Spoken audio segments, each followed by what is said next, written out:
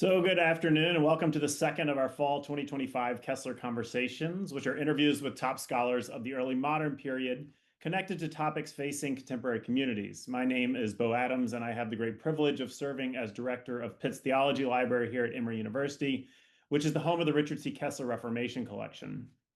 This fall, we're focusing all of our Kessler Collection programming on considerations of new technology under the title Reforming Intelligence, AI, and the Legacy of the Reformation.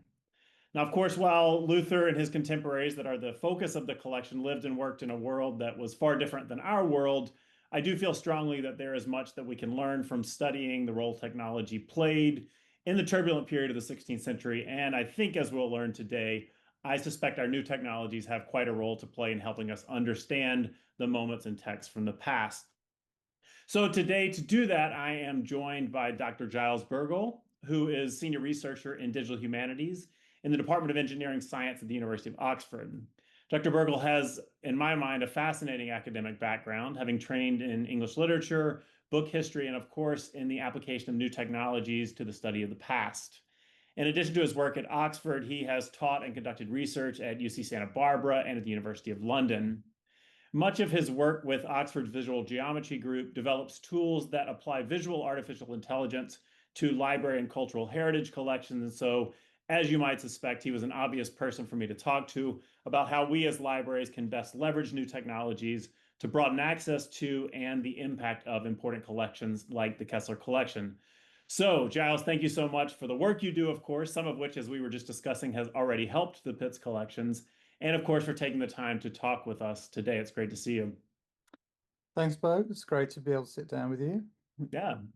So I'm going to start with kind of what I just talked about, and that is your biography. And I think, like most who are engaged in digital humanities work, you started on the humanities side, and over time, you've added digital skills and digital methods to help you enhance your study of text. That was kind of the beginning of your career. So you did a traditional PhD in English literature, you've held traditional academic posts, you've published in traditional formats. And yet, increasingly, it seems your work is more focused on the digital, working on collaborative projects where the outputs may be traditional scholarship, but the outputs may also be tools and methods that rely on machines. So, can you kind of rehash a bit of your brief academic narrative and talk about how it is that you came to incorporate these methods and these tools into your work? So, what does the term digital humanist really mean for you? Yeah, I'll start with the biographical side and then go on to, how I see digital humanism in my practice and maybe a bit more in general. So, I mean, like almost all digital humanists of my generation, I have no credentials as one. The first degree programs, mostly master's programs there, although there are some undergrad degree programs in DH. They weren't around when I was a grad student in, as you say, English literature. And for me, book history was really the bridge from Englit to DH by way of textual editing. My PhD was a book historical study of an English printer of, among many things, traditional broadside ballads and chapbooks, and through which I became interested in ways of inferring and representing patterns of textual tradition in those genres, republished over decades, in some cases, centuries. So, in some ways, conventional textual scholarship, but I was interested in digital methods. I was editing. Um, and have edited, in fact, a text called The Wandering Jew's Chronicle, which exists in broadside ballads and chapbooks, about 14 witnesses published between 1630 and roughly 1820. I have a digital edition of it hosted by the Bodleian Library.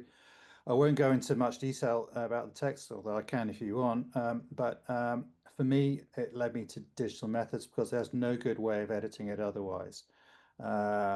And I also later used digital research methods in collaboration with Heather Windrum and Chris Howe, who are geneticists, molecular biologists, who have applied techniques from their discipline, from phylogenetic techniques, to inferring the genealogical descent of texts, what we in textual scholarship call stemmatics or stemmatology. So the drawing up essentially of a family tree of representations, historical representations between copies or witnesses of texts.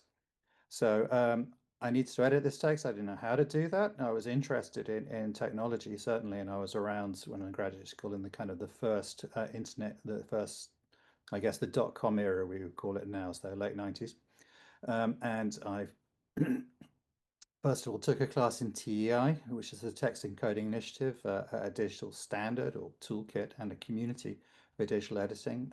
Then I joined a broadside ballad editing project, EBBA, at UC Santa Barbara, which has gone from strength to strength. It's a fantastic resource for particularly earlier broadside ballads.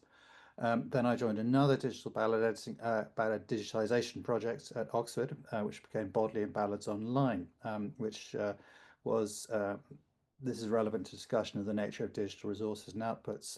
Bodleian Ballads was recently taken down due to cybersecurity concerns following things like the attack on the British Library, which people might be aware of. You know, like major institutions and go down now, and with alarming frequency. So Bodleian Ballads went down recently, but more recently it's been announced it's going to come back in another form.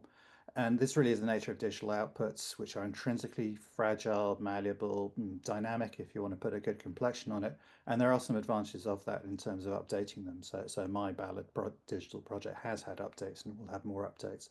Unlike print, so print has stability, it has durability, it has what Elizabeth Eisenstein, I guess, calls fixity. But the digital has certain advantages as well, both in terms of outputs and in methods. Let me take now the second part of your question. How do you define digital humanities? I define myself as a digital humanist, and I have two answers. One is a belief I share with Julianne Nye, I work with at University College London and others, which is that DH is both the application of digital methods to cultural objects, but also the examination of the digital through the lens of humanistic thought, scholarship, and oneself as a humanist. One foregrounds, don't you? You know, one's own context. You bring your own context, your own baggage, your own critical lens, and your human A game, if you like, to whatever it is you're doing, rather than abstract yourself into some kind of dissociated method. In a way, the human is the method in DH. So that's one answer. I have a more kind of, if you like, kind of pragmatic answer, which is that DH is something I prefer to, in general, define by example rather than by rote. That I'd like to, point to certain things, people, institutions, outputs, tools, methods, and say these are DH collectively. And it's a list that expands exponentially almost. So, it's almost too prescriptive to say. For example, I don't subscribe to the belief that you have to be able to code in order to be a digital humanist, which was a notion that was going around about a decade ago. I think it's great to be able to code. I myself have very limited coding ability. I'm more of a kind of a second, slightly distanced user of digital tools and someone who works closely with developers of tools and analysts. But there are many ways of being a digital humanist, so I'm reluctant to kind of narrow that down into any one prescriptive statement. That's really helpful. I want to flag a couple of things you said there that I think will probably come up later. The first is that kind of emphasis on the humanities and the digital humanities. And I suspect that was not as active a conversation 10 years ago, but now as these tools have kind of become ubiquitous, there is a kind of desire, largely from the digital space, to call on humanists to help us understand what are we supposed to do with these tools. And hopefully in the kind of most optimistic sense, they will listen to folks who have thought carefully about questions of humanity as a way of kind of understanding how we should apply these tools. The second that I think will also come up is the fragility by nature of the digital projects, right? We've seen example after example of really wonderful text access and textual tools that go offline, whether it's a funding problem or a human resource problem. And so this idea of something once digitized is always digitized may not be the case, and is increasingly something we have to convince funders of, that there is a kind of ongoing maintenance of these kinds of things. As you say, that's the downside of the flexibility that the digital tools provide. So thank you for that answer. I think it is quite helpful. I just want to kind of follow up on your biography piece. I'm sure you're asked often, particularly from graduate students, how do they break into this? As you mentioned, the world has changed a little bit since you were training. What are the kind of best pieces of advice you give to graduate students who need both this kind of traditional training, but also increasingly need to see their work as interacting in the digital space? Yeah, so the kind of ideally what one would say to such a student is to foreground your own research questions and goals, not to get too hung up on methods. So there are many ways of doing things digitally, and if you're going to try just learn about them all, then you might get lost in a kind of sea of possibilities. So having a goal, so I wanted to edit the Wandering Jews Chronicle, or you might want to do a form of analysis of some text or some corpus. That will guide you in a certain through those options, I think, quite usefully. That's maybe not as helpful and as pragmatic as it sounds, because of course the kind of the privilege and the point of being a graduate student is to explore various options. So I would qualify what I've just said by saying, give yourself a chance to explore, to see what other people are doing. There may be a digital humanities seminar or an institution, or if not, there's lots of seminars and some online these days. Large conferences also pretty good for seeing what people are up to. So a sort of combination of kind of purposeful driving towards one's own outputs and one's own goals and materials, and seeing what else is out there. For most graduate students, the output that will though be a thesis. And that could be include electronic appendices. Policies vary from institution to institution, but a graduate student we supported at Oxford was the first one in any discipline. She was an art historian to supply part of her PhD thesis on a USB key. It was concluded annotated images created with our annotation, one of our annotation tools. So digital outputs can be something to work towards, but probably you're going to have to do a thesis. So that it foregrounds the importance of keeping in mind a humanistic, critical, and historical framework. Yeah, that's certainly the case in the American context. We're still fighting the battle of whether digital outputs can take the place of, the traditional monograph or dissertation or these kinds of things. And I think you're right that we're not quite there. And so schools or students have to be aware of the kind of practical realities of the traditional requirements. I was hoping we could talk a little bit about your current context, particularly within the visual geometry group at University of Oxford. From my perspective, this is a fairly unique institution, right? That the kind of work you guys do is not really being done by a lot of other academic institutions. So can you help us understand a little bit about how this group is formed, practically how is it funded, and then how do you guys decide where to kind of mount your expertise and tools? Like what are the research projects that you take on, and how do you make that decision? Okay, so Visual Geometry Group, or VGG, is a computer vision and increasingly multimodal AI research group, which is the way that AI is going. So as well as images, which is how the group got started in the very late 80s. We also work with audio-visual data with sounds, and we use models inferred from text analysis as well. That in itself is, I mean, it's a large and long-established and very successful research group with lots of outputs, papers, and plaudits to its credit. But in most respects, it resembles any other university research group in this field. What is distinctive about how VGG operates is through a couple of grants which have been back to back. So our current grant, Visual AI, has an engagement model, which I think is quite unique. In that model, we have what we call project ambassadors, and I'm one of them. There have been ambassadors in biomedical sciences, in zoology. And the point is, we are researchers. We are not computer vision researchers, but we are people who use computer vision in our own research. And so we can provide insight into what we think people in the domains we work within might potentially want to do with computer vision. So we do this by the example of our own research, but also by giving talks on what people are up to. Researchers in the group are up to recent outputs. We engage a lot with a team of research software engineers that we're lucky to have. We have 4 research software engineers, which is a job title that has a lot of currency in the last decade or so in the UK and some other places, and it's really about a kind of career track and a professional role for people making research software, which is formerly done in a slightly casual way. It would be done by a postdoc in the lab, something like that, and then it might languish or it might be picked up by volunteers, something like that. But we have RSEs to take the research, to package it using modern software development techniques, make it sustainable, apply it to people who come in, often through engagements with myself, one of my fellow ambassadors, and would like to do something like count chimpanzees in the wild, as an example of my colleague Dan, who's a zoologist. And we're doing this because we're not necessarily the best judges of what AI is genuinely good for. The proposition is that if we take in research questions from somebody in a field that's far outside computer science. They don't may not particularly be interested in the methods, although they may actually. But that it's not they're not primarily interested in the methods. They primarily want to achieve some goal.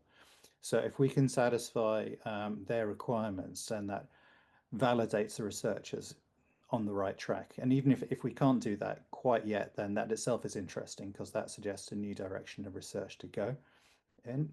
So this is the kind of pragmatics of this is that these days AI is increasingly done, of course, by kind of enormous tech companies, and we cannot compete with them in terms of raw compute power or the kind of enormous data sets they can assemble. We can go, and we have gone sort of a long way ourselves, but we can perhaps be more impactful by adapting these methods to specific domains, by sharing open data, open software, and building a community that can hopefully benefit researchers and technologists at the same time. Do you find yourself more in, pardon the theological language, a kind of evangelical mode of advocating for these tools to folks who may not be aware of the power? Or do you find yourself more in a kind of receptive mode of fielding the kind of curiosity that naturally develops in these other fields? Or has that changed over time? That's a really interesting dichotomy when you're sitting down with somebody who may have an interest, and you don't want to kind of prejudge their interest by saying, "Here's this thing," because that may kind of direct the conversation in a way that's premature. So it's a bit of both. So I will put up examples of things that I've found useful for my research, and someone may then think, "Can we do X with these materials?" And then I'll have a think about that.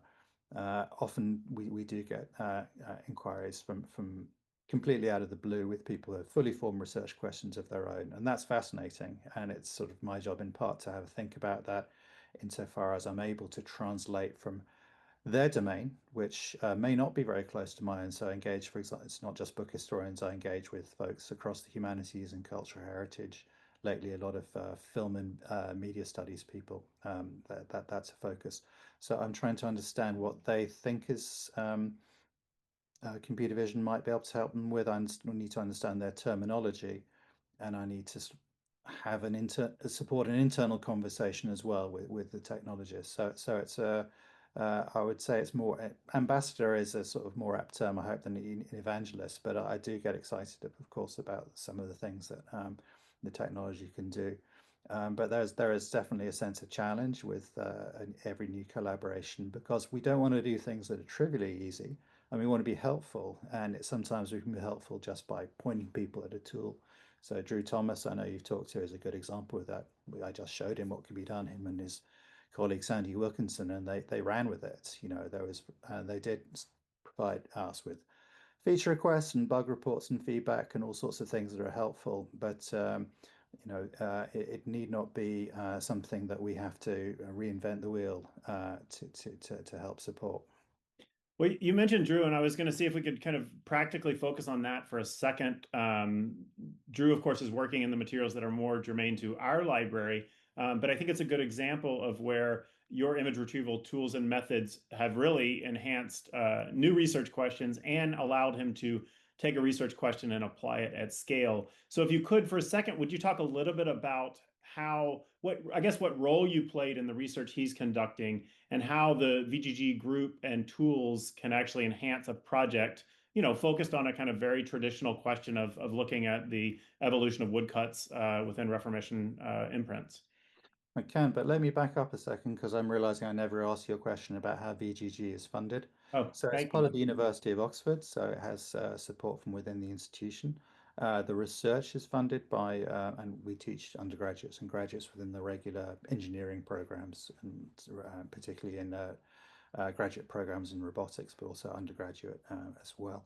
The research is funded through largely UK public grants, public funders. So organisation UKRI is a major funder of ours. We've also had grants from the European Research Council, and as of last year, we are now eligible again post-Brexit to receive grants from the European Research Council, which is exciting. We have some industry partners and also partners inside the public sector. So we work closely with the BBC at the moment, and we have funding from learning societies like the Royal Society as well.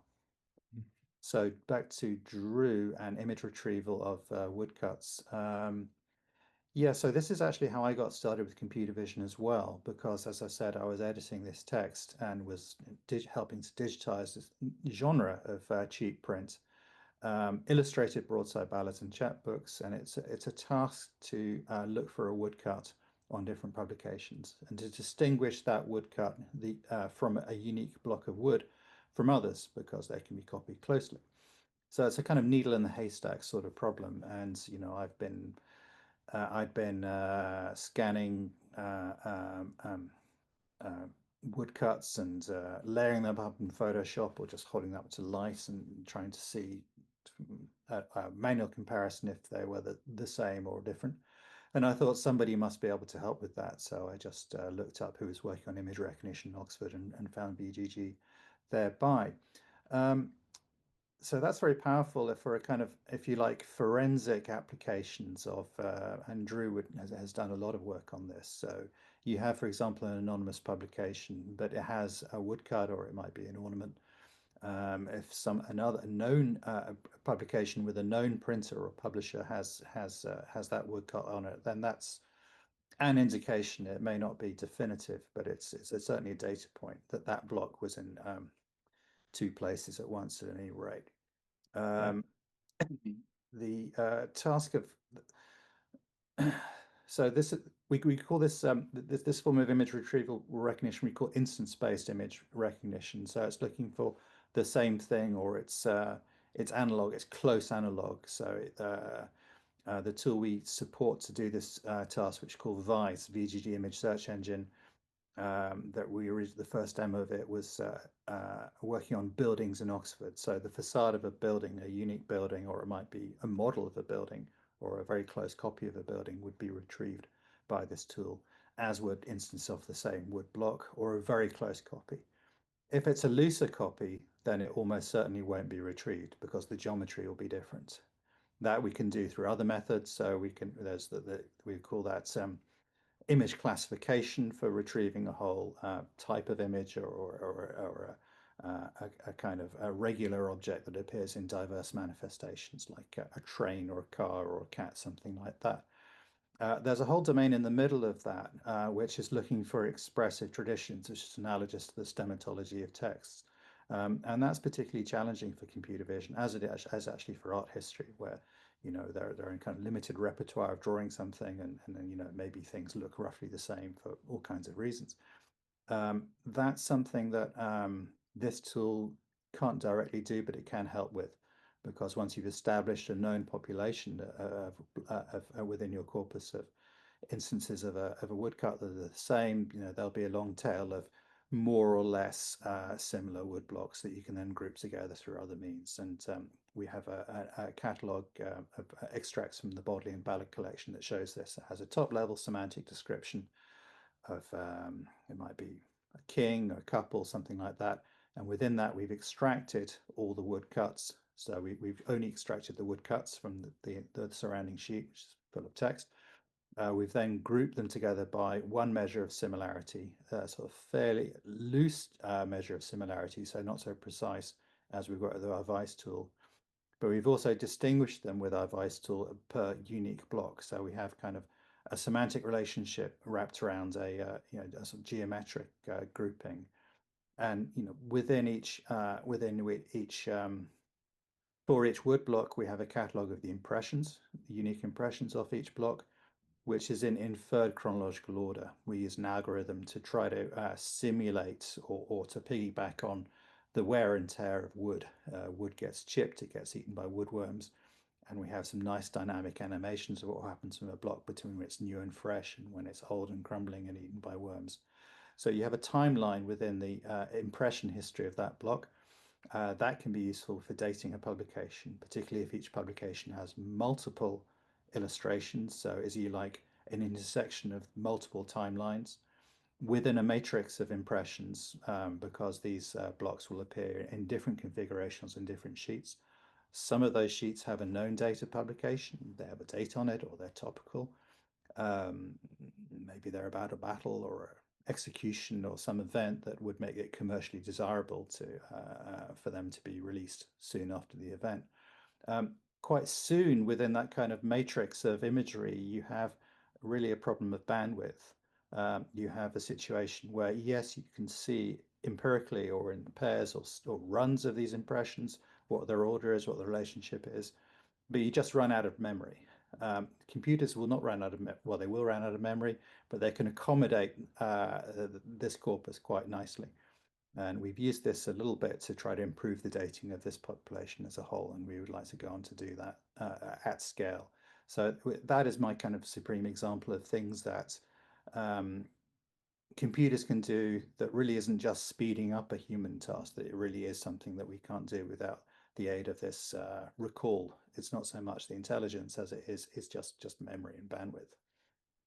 Yeah, your anecdote somewhat unrelated, but we recently, a couple of years ago, did an exhibition about a particular wood block that over time the wood block actually broke and continued to be printed as a broken form, which worked really well because it showed Catholics and Protestants together. And then when it broke over time as the Catholics and Protestants broke, it actually took on a new function, but as a broken wood block. So a nice reminder that these things do change, these physical objects change It's over interesting time. just to interject there. So this is what we currently call our tool Vise uses what we now call classical computer vision, which is not so fancy in terms of contemporary AI. It's absolutely not where the state of the art is, but it still works incredibly well. And in relation to your broken wood block, it probably works better than more modern methods, which are perturbed by things like breaks or differences in the surrounding. That kind of throws off something like a neural network quite easily. Whereas these classical methods, which work on geometric features alone, can quite happily find part of a woodblock. Well, I think we've seen something similar with handwriting transcription, where old models will try to correct grammar in manuscript, and the newer models now recognize that, of course, when you write a letter, you make grammatical mistakes all the time. So yeah, sometimes the machines can work against you. I mentioned handwriting, and this is kind of my own hobby horse, so I bring it up here. What's nice about these tools that you're talking about is they can be applied in one domain, but then applied in a very different domain. I'm kind of curious about your thoughts about how well this kind of image recognition or image retrieval will work or does work for manuscript handwriting. I mean, is this a domain where these kind of tools can be used to identify hands, or are we kind of too far off to get that specific? Yeah, it's not directly my field, but I'm aware of some work on this, and there's excellent work done, particularly by researchers at the École des Chartes in Paris at the moment. So work by Martini Vlachu and Mathieu Aubry and others. So a wonderful kind of they have a wonderful tool called the Learnable Typewriter, which creates out of it. You hand it a document, it segments it, so it breaks up into lines, it segments again, breaks up into characters. Then it processes each glyph. It recognizes each glyph. Hopefully, I mean, there is sometimes a performance drop, but the goal is to recognize all the A's, whatever character it is. And most of the applications to date have been in medieval French handwriting. Mm. We've know people using it for print as well. And then it's a generative model. It produces an average or a median of each letter form. So it's greatly helpful for a paleographer to do kind of qualitative analysis of the hands at work in a particular document. They can see all the glyphs, and they can see, if you like, an average of a glyph, and they can also see the distance from that average of each instance of that glyph. So if it's scribal identification as your example, hopefully, and scribes will vary over time, or their performance will drop during a stint, their arms get tired, whatever. But hopefully, in general, they all cluster together. And you can see on a map a projection of the distance between these glyphs. That is scribal identification, and that may be a particular scribe, or it may be a style. It may be a kind of a hand, as they say. Transcription, which is what comes to most people's mind when thinking about computer vision for handwriting analysis, is hard, as you would expect. It's harder than it is for recognized woodblocks, or, as we know, pieces of type, particularly modern type, as we think of as largely solved. Actually, that's not necessarily the case. Depends on the condition of the document, and as you'll know, it's really not the case so far for early modern type. But both for early printing or should we or less common letter forms in print and handwriting, a lot of progress has been made. But the difficulty not so they're not so good that you could reliably say with confidence say how much time it would save you within the context of say a 2 or 3 year funded project. Now that's quite difficult because if you have to kind of spend a lot of time correcting your output, but you don't know how much time you're going to spend correcting your output, that's hard to plan into your budget. If you have an editing project that takes place over an indefinite length of time as open-ended and you're getting successive grants to do something, then it's definitely worth considering something like Transkribus or eScriptorium or OCRD, one of these things, because yeah, progress is definitely made. I think for Renaissance handwriting, really, we're at the level of experiment, and with some exceptions, um, it's not ready for production use. But I do note that there are early modern handwriting models available for Transkribus, and people are certainly using them to get real work done. So I would say watch that space. As with everything in machine learning, it's not ready yet, right? We just have to wait, but perhaps. So I want to kind of move from the methods and the digital tools back to the content of what our collection is particularly focused on, but also kind of more broadly the 15th and 16th century context. Now, I've written and talked a lot about how there are no parallels to the kind of digital world in which we're figuring out how to live in. But if there were any, it would be this kind of rise of print in kind of early modern Europe. You yourself, I'll read off your bio here, that you say, quote, "I'm equally interested in how text came into existence in books and in how digital culture is changing the nature of the book." So to focus on that bio, how do you see those two things working together? Or more broadly, what are the kind of lessons that you draw from the period of early print in Europe that might help us understand what's going on in this world we're just figuring out? Yeah, so I better be careful what I say here because I was indoctrinated in graduate school, as one is, not to be too hasty as seeing the past as prelude to the present or in making kind of glib comparisons.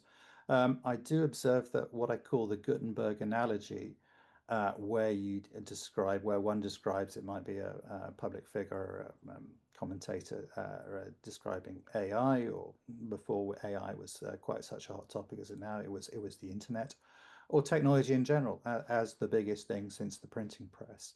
Now, it's kind of revealing that very often people making those analogies don't have anything to add to that. It's a kind of the printing press, by which people typically mean the Gutenbergian printing press, which is by no means the only printing press.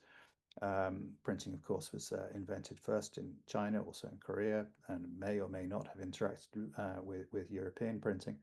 But the way that rhetorically the invocation of the printing press works is to posit a kind of technological maximum, a maximally transformative event that sort of not just changes everything, it's a revolutionary development, but also changes ourselves. And this is particularly relevant for the work of someone like Marshall McLuhan, for example, who said, we're now living in an early part of an age for which the term, the idea of a print culture is unimaginable, is now.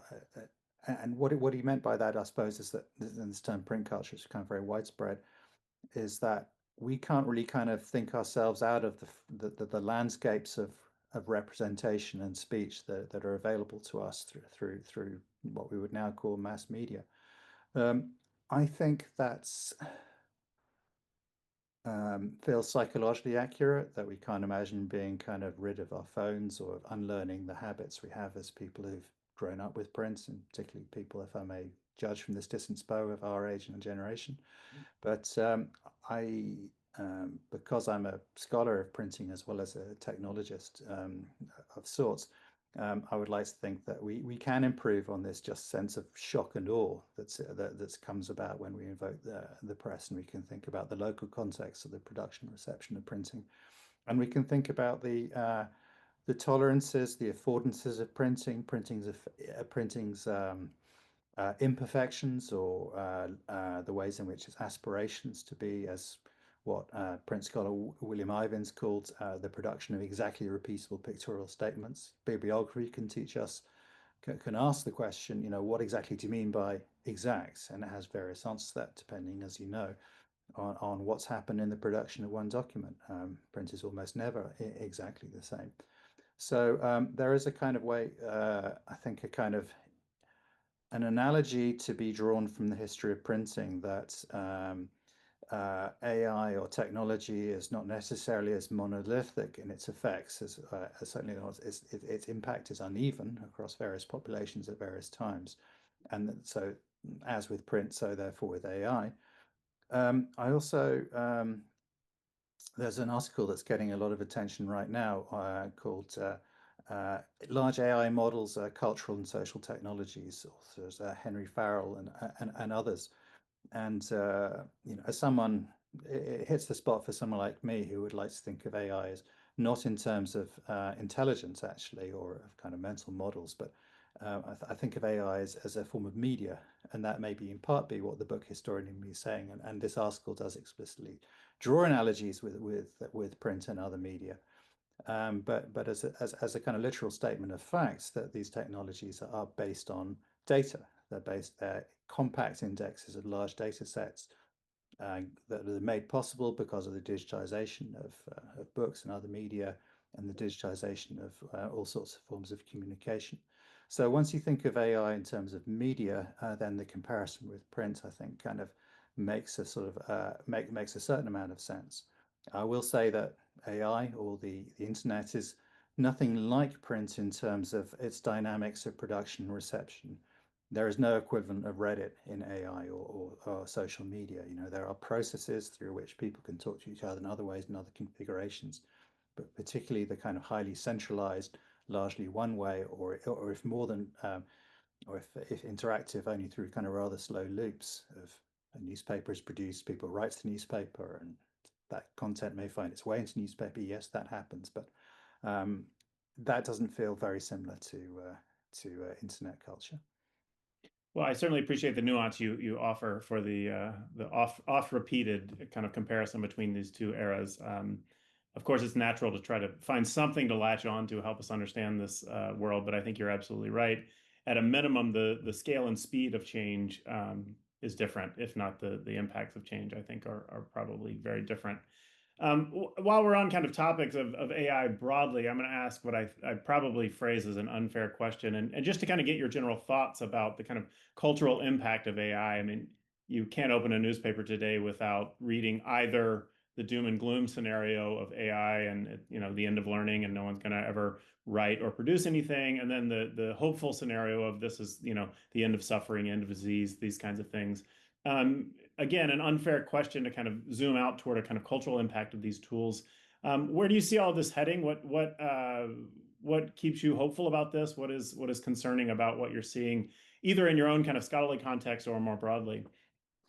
Yeah, so the short answer, of course, is that we don't know. And, maybe we're in a strange or maybe even a privileged position of kind of maximum ambiguity about uncertainty. So as of we're recording this in mid-November 2025, and everybody is wondering, certainly the financial press are wondering, has the AI bubble, the great AI bubble of the 20s burst? I guess we'll find out in due course. So the debate is polarized, but there's infinity of positions within and outside that spectrum of AI is either going to save us all or is going to enslave us all. So I think certainly the idea that AI is going to take over the world and that hyper intelligent beings will achieve artificial general intelligence, this kind of invocation of, kind of just the absolute technological maxima, singularity, some people call it. I think that's a strange and highly misguided belief. It is almost cult-like to some extent, and that there is a metaphysics, I think, associated with it, and people have talked about this quite eloquently. I think I would rather, if I'm thinking negatively, I think the about what AI does, that kind of thinking is a derail from the very concrete harms and benefits that AI, or rather the use of AI by humans, because AI is inert. It has no meaning or direction of travel. It's a brick. It's entirely AI in humans' hands that has effects. And we know about very concrete harms by, we hear about people losing their jobs because of AI. This happened today. I know kind of a very fine voice actor who's lost work because her client is moving to AI generated voices. We have a robot, rich now, if that's the right word, kind of certainly a passionate and a detailed, exhaustive, and critique of representational harms that bias in AI can cause. AI, because AI is not genuinely intelligent, it has no capacity for reflection. It can only kind of parrot its training data. All kinds of biases run to the surface. And there's an exchange between Geoffrey Hinton, one of the progenitors of modern deep learning, and Timnit Gebru, who's an activist, was at Google, was let go at Google for, in part, for critiquing or drawing attention to the risks that AI would bring. But I tend to think kind of more fundamentally that she just did not drink the Kool-Aid about artificial general intelligence, and that, if you like, was the ultimate sin for many tech organizations, not to think that this really was going to result in superintelligence. But Hinton was critiqued by Gebru for being concerned solely with this rather abstract and remote risk of AI takeover, and Gebru is drawing attention. Or what about, kind of right now with racist algorithms performing profiling of people and denying them home loans, or being involved in discriminatory policing decisions. I mean, these are the things to watch out for. And there is a human agency behind the choice to operationalize these systems. And what I think the risk is a kind of dissociation, a kind of not a disintermediation, but a remediation, or a kind of a distancing of organization or between individuals that AI promises. So you have someone else write your email. I mean, to me, that's unthinkable. A lot of people do that, though, and they find it invaluable to get an AI summary of their inbox and have some options, some standard options. But I think there is a loss in that development. There is a notional gain in productivity, and in some cases that's very profound. The speeding up you mentioned that AI can do is definitely useful for things that I'm involved in. Although as a practical matter, you often don't get that time back, because the more data you can process, the more data you want to be able to process. So then you have a different problem. You have an absolute mountain of process data that you have to, or should have to, if you're being conscientious, manually check. And there is a lot of manual checking still in AI. So I think it's a rather rambling answer to your question. But in summary, I guess that the potential benefit of AI is to kind of provide us with means of sort of managing all that the world in sort of new and powerful ways. The risk is that we sort of do ourselves out of a job, in a sense, just by sort of even starting to process that. Now, we don't have an adequate systems, not so much technical systems, but socio-technical systems for really enabling true human in the loop oversight of these workflows. Yeah, I think that's right. It's no surprise, and we in the theological space notice this all the time, that the language used either on the positive or negative side of AI is often theological language, right? These are the categories that people initially jump to, and that can be for good or for ill. I want to close here with a couple of minutes, but I want to just ask you, this is a selfish library question. It seems to me the kind of work you do in some ways shifts the traditional relationship between library and scholar. Traditionally, we hold on to the text, we maybe make them accessible, and then we sit around and hope that folks will come and use them. Your type of work, I think, is a little bit more in a collaborative spirit with cultural institutions like libraries. Can you talk a little bit about the importance of libraries and the work that you do, and how can libraries like ours, very traditional rare book libraries, better position our collections and our people to feed the type of collaborative work that you do? Yeah, so AI organizations, where there are research groups like mine, or large tech companies, are very interested in libraries because that's where the data is. And the data is unusually rich and deep. and it's unusually well characterized as well. So libraries or museums, galleries, and so-called glam sector don't always think that their collections have the best descriptions that they would want, but they're a lot better than you can get from scraping data off the internet.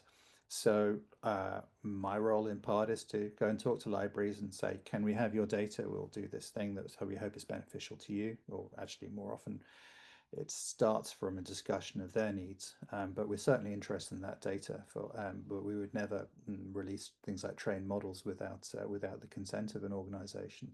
So there is this kind of way in which libraries have a kind of new relevance and are sort of subject of interest that libraries should bear in mind, that they have something of value to organizations like mine and others. And that value is both in the information, but it's as much in the decades, centuries of curatorship that have gone into understanding those objects. Personally, I've been working with libraries for some time. So the Bodleian Library, also the John Rylands Library and Research Institute in Manchester, who have a project on called Envisioning Dante, where they have an extraordinary collection of Dante in print. They have almost every edition of a copy of sometimes multiple copies of every edition of Dante in print from the beginnings of printing up to 1620. Fantastic corpus.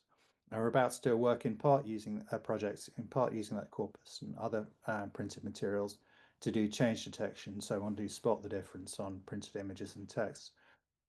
So the role of the library in being able to sort of provide that information in analog form, digitize it, make it available through sustainable digital systems, maybe using state-of-the-art digital library technologies like IIIF, is fundamental to research like mine and those of my colleagues. But there are kind of broader benefits, I think, for both sides on this intersection. Traditionally, as you say, libraries have seen themselves as service providers of information that researchers or the public then go off and do their own thing with, or there may be feedback in terms of libraries will then buy monographs about their collections, and their understanding of what they have will develop in that way. I certainly think that there are initiatives I observe in the UK and the US, which are the countries I'm most aware of the landscape for, but I see this in continental Europe and elsewhere as well, Australia and Oceania, that libraries are getting more ambitious in terms of their digital research because they know a lot about information. They know a lot about how to make information available sustainably with provenance. They also have I think, an potentially incredibly useful and rather so far under tapped role as precisely in the age of AI as maintainers, perhaps critical maintainers of things like data sets and AI models, large models, because they know how to look after things sustainably for the long term. We do have problems of digital preservation, a discipline that's grown up within libraries, as we're aware that the digital legacy of digitized material we have is not going to look after itself. So I'm optimistic about this collaboration. I think it's worth bearing in mind that the researcher and the librarian may have different goals in mind. So one has to be diplomatic. I think I would talk to colleagues in the library, and I don't necessarily want to say that they should, for example, adopt one of our tools without understanding it fully, seeing it in action, without understanding for themselves how they could sustain it. We, as a research group, don't provide support contracts and the sorts of things that a library would want if they're talking to contractors. But we can, I think, because if we're in the same institutions, we can work together in really interesting, productive ways. Well, I think we'll close on a very hopeful note about the new relevance of libraries. I appreciate that. As long as we realize, as you say, we have good stuff, and so it's important to emphasize that and to find those folks who can benefit from it. So, Dr. Burgo, I want to thank you so much for your time, and certainly thank you for your work. Like I said, Pitts has already benefited from the work of the VGG, and will probably do so in the future. We will turn around this recording and edit it and get it up online as soon as we can. Otherwise, know that we have a third conversation coming up on December 3rd, excuse me, with Serena Strecker of Yale University. So we look forward to talking to her, and hopefully we'll see you all back then. But thank you. A pleasure. Have a good day. You too.